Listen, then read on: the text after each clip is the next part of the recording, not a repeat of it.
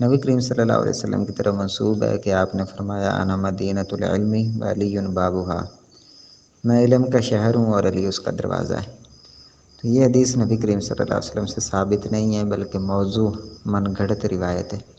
کئی ایک ائمہ نے اس کو موضوع قرار دیا ہے، جیسا کہ امام یحییٰ بن معین رحمہ اللہ فرماتے ہیں کہ ھذا حدیث کذب لیس لہ اصل، یہ جھوٹ ہے اور اس کی کوئی اصل نہیں ہے۔ سوالات ابن جنید کے اندر ان کا یہ قول موجود ہے۔ اسی طرح امام احمد بن حنبل رحمہ اللہ فرماتے ہیں کہ قبہ اللہ وبسلط ذاکر عن عبد الرزاق حدیثا لیس لہ اصل، کہ ابو سلط کو اللہ تعالیٰ تباہ کرے کہ اس نے عبد الرزاق سے ایک ایسی حدیث بیان کی ہے جس کی کوئی اصل نہیں ہے۔ المنتخب من علل الخلال کے اندر امام احمد بن حنبل رحمہ اللہ کا یہ قول موجود ہے۔ اسی طرح امام مکلی رحمہ اللہ الضعفاء کے اندر فرماتے ہیں ولا یصح فی ھذا المتن حدیث، کہ اس متن کے بارے میں کوئی حدیث صحیح نہیں ہے۔